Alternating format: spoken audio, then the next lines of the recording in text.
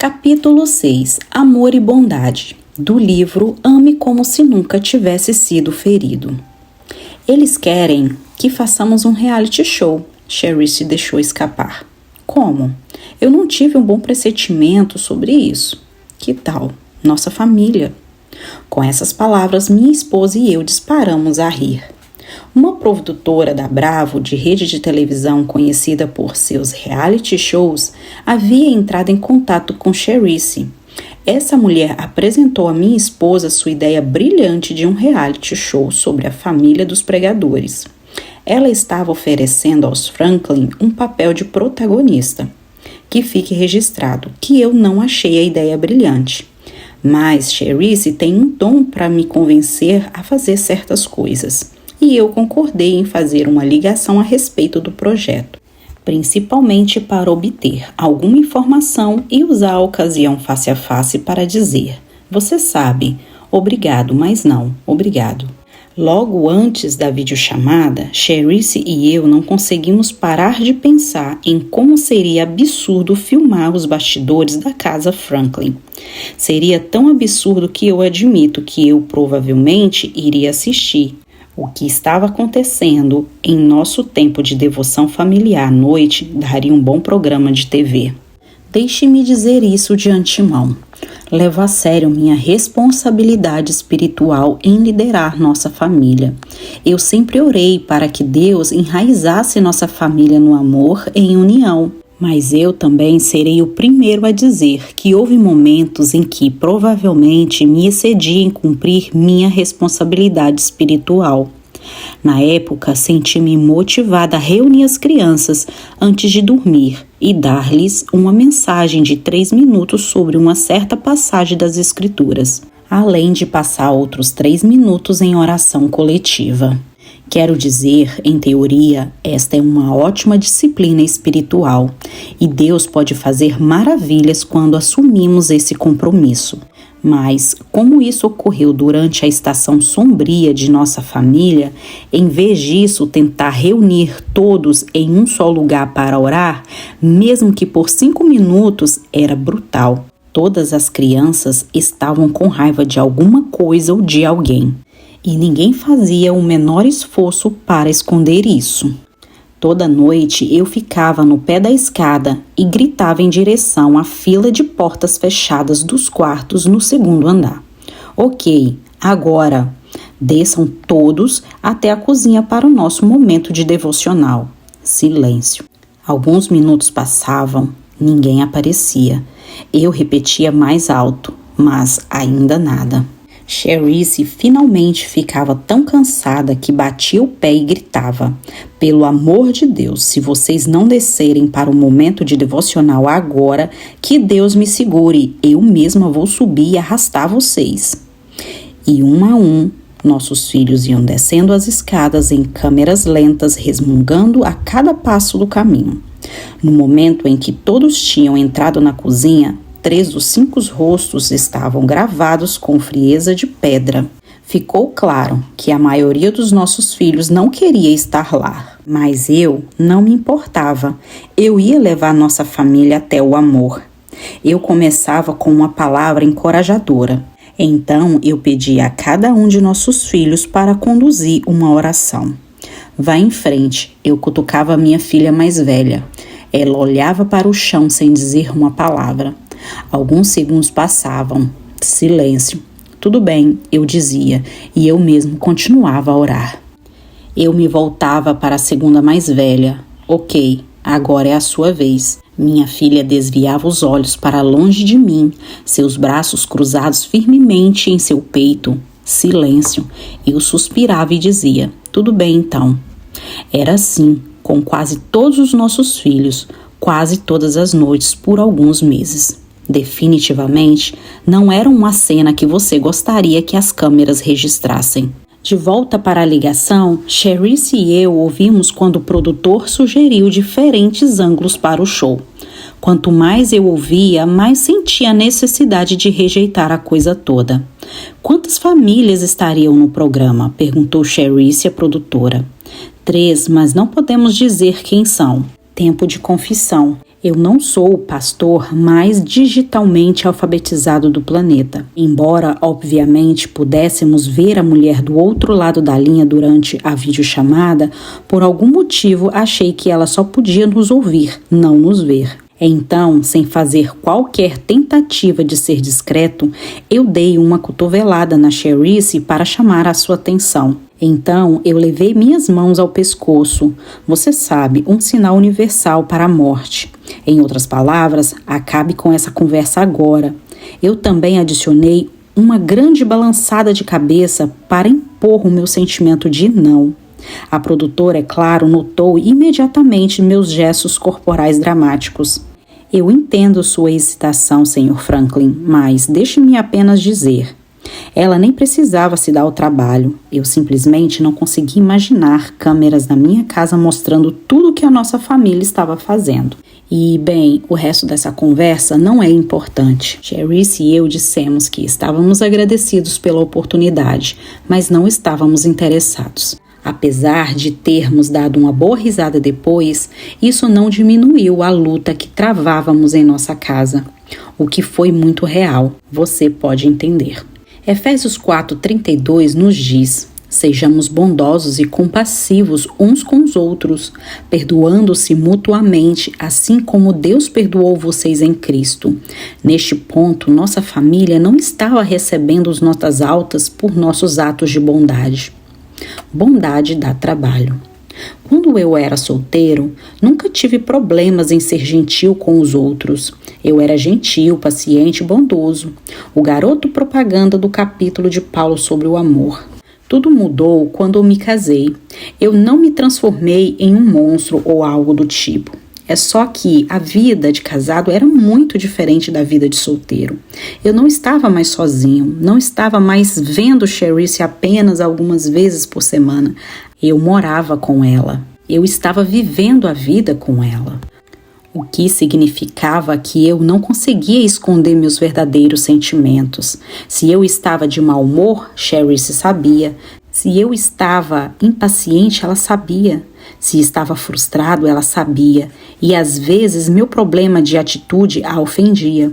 Como se isso não bastasse, os filhos começaram a aparecer, 5 crianças. Problemas infantis se transformaram em complicações de adolescentes. Vamos apenas dizer que aprendi muitas lições sobre bondade ao longo do caminho. Uma das mais importantes é que é melhor se reconciliar do que estar certo.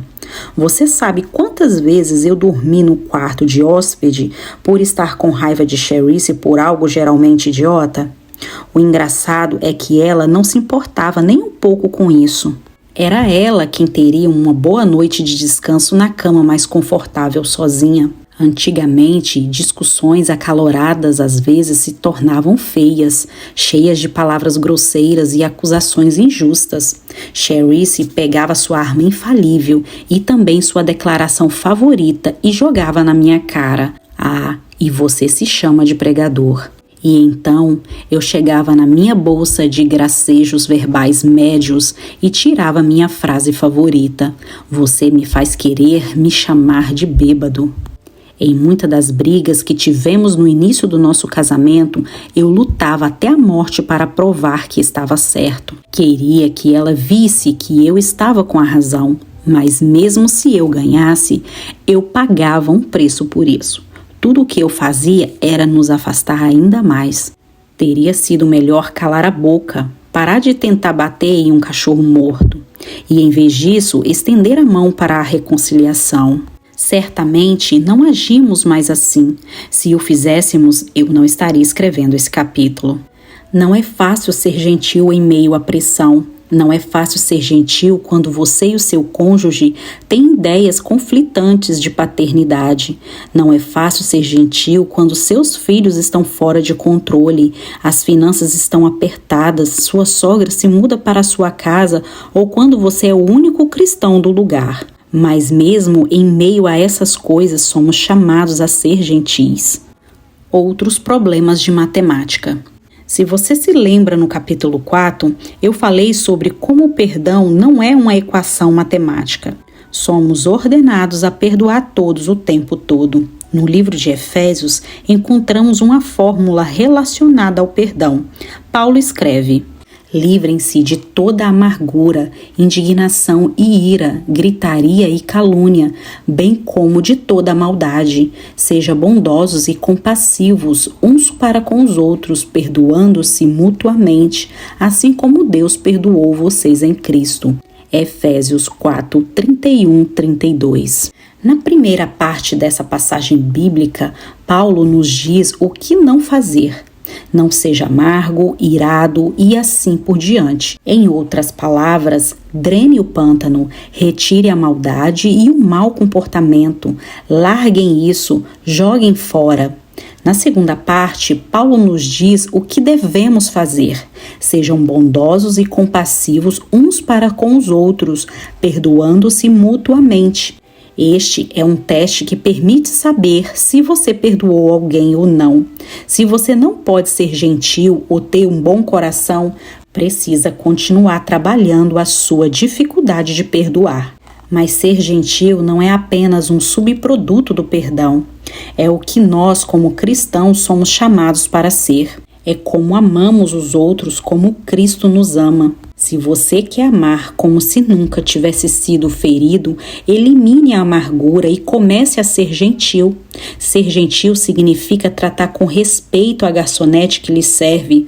Significa desculpar-se sinceramente e morder sua língua quando seu vizinho lhe xingar porque seu cachorro fez xixi no quintal de novo.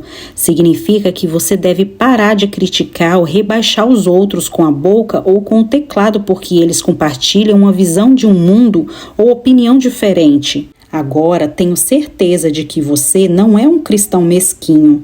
Você provavelmente sempre sorri e diz por favor e obrigado.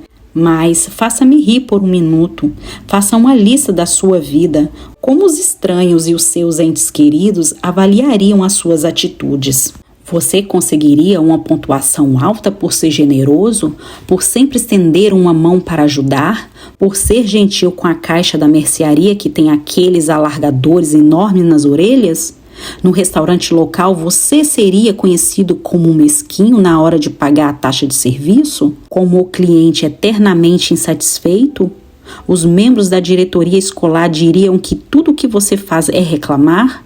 Seu cônjuge diria que ele ou ela nunca sabe em que estado de ânimo você estará quando acordar ou chegar em casa do trabalho? Seus filhos diriam que você está sempre ao telefone com seus amigos fofocando sobre o que o fulano estava vestindo ou sobre como o cicrano é um pai displicente? Você pode ser a pessoa mais gentil do mundo. Em caso afirmativo, ótimo, mas talvez você possa aperfeiçoar suas habilidades de bondade. Se você quer amar como se nunca tivesse sido ferido, é hora de começar a ser uma pessoa gentil o tempo todo. Não apenas quando o pregador está por perto, quando alguém importante está assistindo, quando certos convidados acabam de jantar ou apenas quando você está com vontade, ou quando as câmeras estão gravando. Seja gentil o tempo todo. Quando você for gentil, você se sentirá comovido pela mãe solteira e abatida com os 3 garotos barulhentos sentados ao seu lado no restaurante fast food. Você vai observá-la embrulhando um bebê com um braço e estendendo o outro para outra criança que está tentando passar catarro na mesa. Você vai notar o terceiro filho fazendo birra porque queria nuggets de frango em vez de cheeseburger. Mas você não vai virar os olhos ou julgar sua aparência suja. Você vai se levantar, dizer algo encorajador para ela e se oferecer para pagar sua refeição. Ser gentil é ser santo. É uma vergonha quando os crentes proclamam a doutrina certa, mas têm um espírito errado. Ser gentil é ser santo. Quer saber o quão santo você é? Descubra o quão gentil você é. Paulo escreveu às igrejas da galáxia: toda a lei se resume em um só mandamento: ame o seu próximo como a si mesmo. Mas se vocês se mordem e se devoram uns aos outros, cuidado para não se destruírem mutuamente. Gálatas 5, 14, 15. A única razão pela qual temos ou nos esforçamos para ter o fruto do Espírito de Gálatas 5, 22, 23, amor, alegria, paz, paciência, amabilidade, bondade, fidelidade, mansidão e domínio próprio, é para que alguém possa se morder e ver de que realmente somos feitos. Nem o mundo, nem nossas famílias precisam de mais incômodos, críticas, choro e apontamentos de dedos. Não faremos diferença na vida dos outros sendo insignificantes, gritando nossas opiniões ou batendo nas cabeças das pessoas com os nossos cartazes de protesto. O mundo precisa dos nossos braços abertos. O mundo precisa de graça. O mundo precisa de amor. O mundo precisa de mais bondade. Ao longo dos anos, recebi alguns e-mails reclamando sobre uma coisa ou outra em nossa igreja. A música é muito alta, as luzes são muito perturbadoras. Você sabe o que? Eu nunca recebi um e-mail reclamando sobre o quão amável a nossa igreja é. Ninguém nunca se queixou de que somos muito legais, ou que nós sorríamos demais, ou que somos muito genuínos, ou que somos muito amigáveis. Engraçado, essas são as coisas que eu sei que as pessoas mais amam em nossa igreja. Nós sabemos ser gentis. A lei da bondade supera tudo. Eu sei que algumas igrejas são limitantes sobre onde deixar as pessoas estacionar ou se sentar.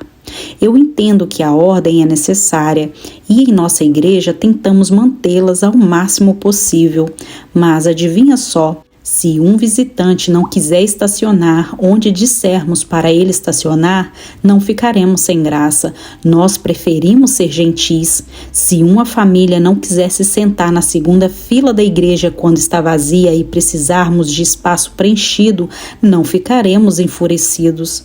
Nós preferimos ser gentis. Recentemente, minha esposa me lembrou de uma história engraçada sobre algo que aconteceu com a sua mãe, Pat. Ela trabalha para o nosso Ministério de Relacionamentos com Parceiros, servindo pessoas que fazem parceria com o nosso ministério. Ela se conecta com eles e os leva à nossa sala de recepção próxima à igreja. Pat também gosta de conhecer e conversar com as pessoas que vêm para a oração durante nossos apelos ao altar. Há alguns anos estávamos tendo uma conferência de mulheres e depois de um apelo para virem ao altar, minha sogra se apresentou e iniciou uma conversa com duas mulheres que tinham acabado de fazer a oração. Depois de alguns minutos de conversa, elas mencionaram que eram parceiras. Bem, Pat quase morreu de vergonha. Oh, entendo, disse ela. Eu adoraria convidar vocês para a nossa sala de recepção. Vocês se importariam de vir comigo? As duas mulheres pareciam surpresas, mas a seguiram para a área do salão, onde se sentaram em um sofá e se serviram de um café fresquinho. Cherice entrou na sala logo depois. A mãe a arrancou pelos braços e, com um largo sorriso, apontou na direção das duas mulheres. Querida, eu adoraria que você conhecesse duas das nossas parceiras. Depois que minha esposa disse olá e conversou com elas, ela rapidamente percebeu que sua mãe estava enganada.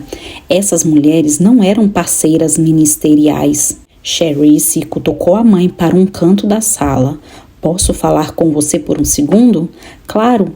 Uma vez que sua voz estava fora do alcance, Cherice sussurrou. Mãe, elas são parceiras, sabe? Ela fez uma pausa e desenhou a próxima palavra com mais ênfase. Parceiras. Pat parecia confusa. Cherice tentou mais uma vez. Elas não são parceiras do ministério, mãe. Elas são parceiras de vida, sabe? Lésbicas.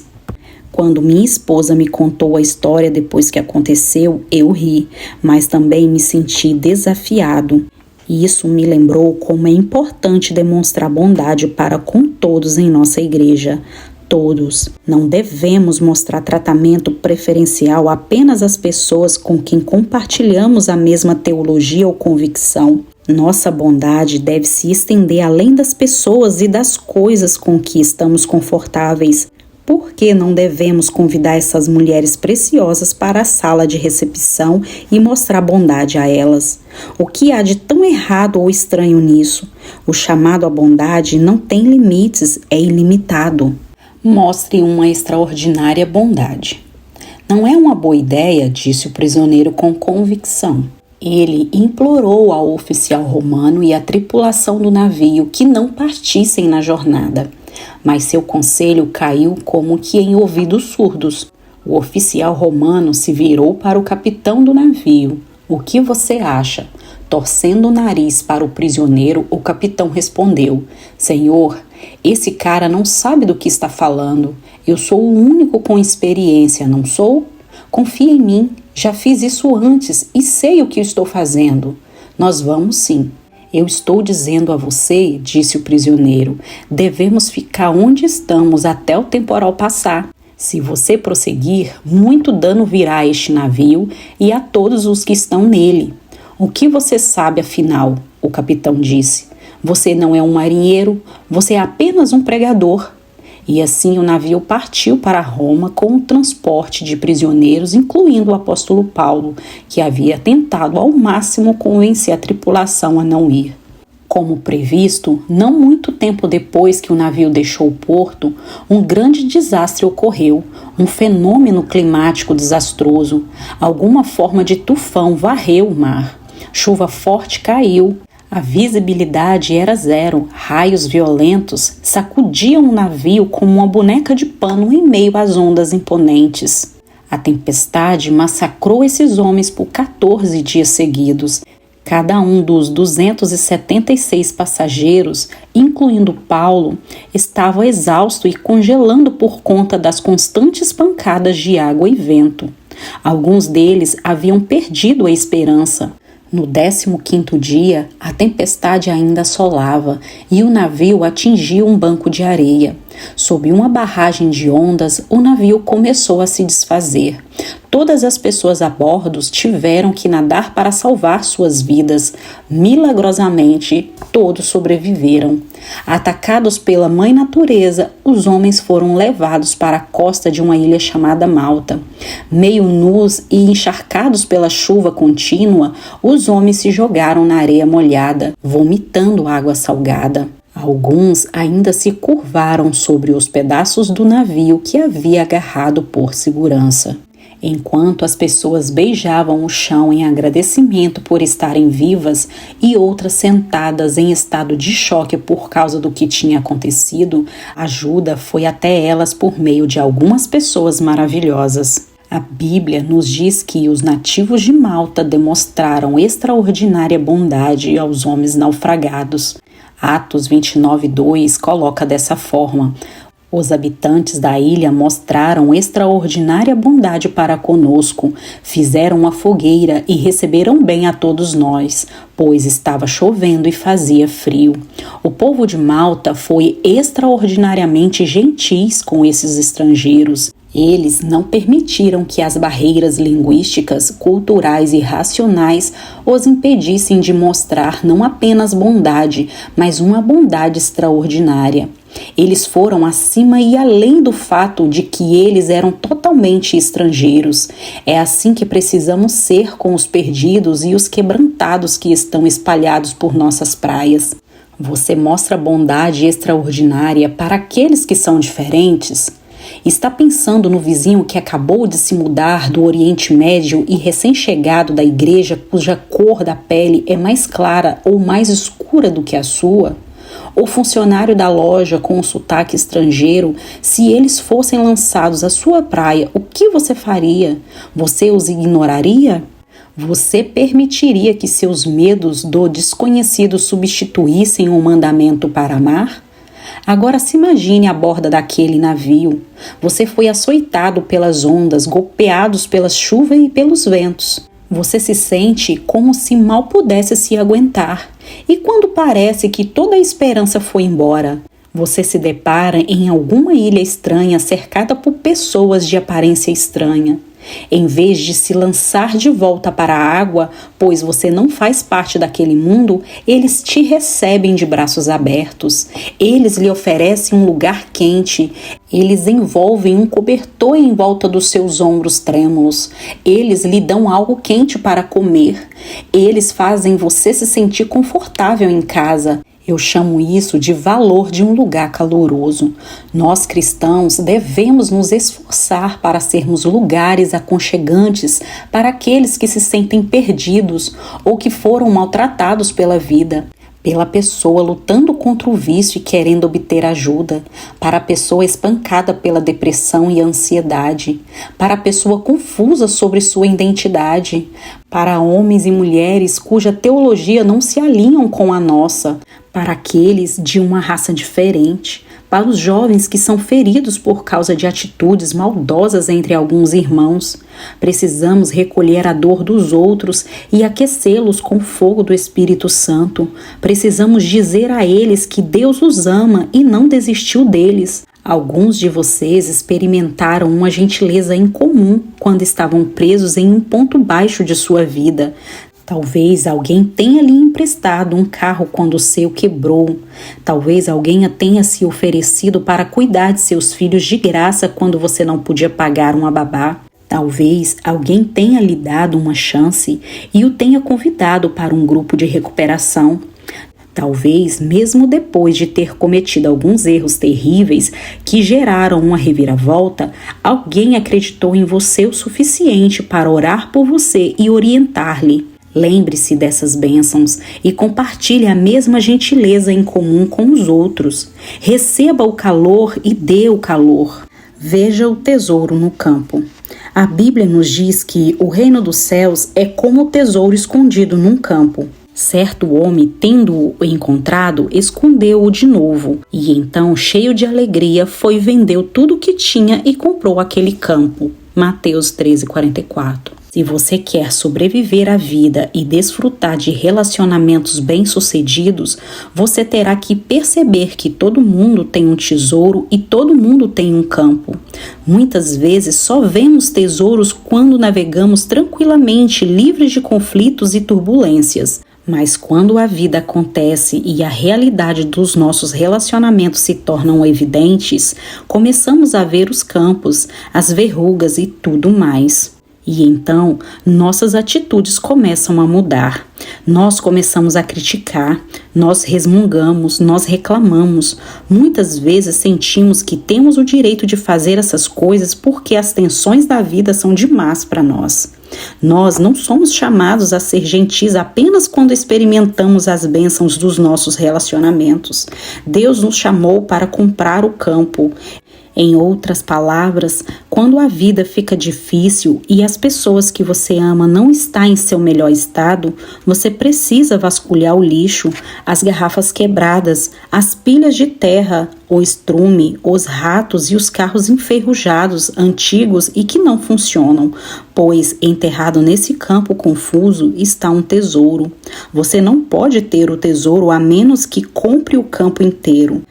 Você encontra o tesouro nos relacionamentos quando escolhe ser gentil, quando você escolhe acreditar no que é possível e não na sua realidade atual, quando você escolhe se reconciliar em vez de lutar para estar certo, quando você escolhe não criticar seu marido sem motivo, quando você escolhe parar o que está fazendo e amar os seus filhos, mesmo quando está estressado com as finanças, quando você escolhe não mostrar o dedo ao motorista que lhe fechou, quando você optar por dar à garçonete uma gorjeta, mesmo que ela tenha estragado o seu pedido. O tesouro pode aparecer na forma de um relacionamento profundo e significativo que você nunca soube que seria possível. O tesouro pode vir do desenvolvimento do seu caráter, crescendo como pessoa, tornando-se cada vez mais semelhante a Jesus. É hora de assumir o trabalho de ser um caçador de tesouros em vez de um inspector de campo. Pare de se concentrar no campo ou no que está errado com as pessoas. Volte seus olhos para o tesouro, o que Deus pode fazer para essa pessoa ou situação. As pessoas são pessoas e elas vão errar.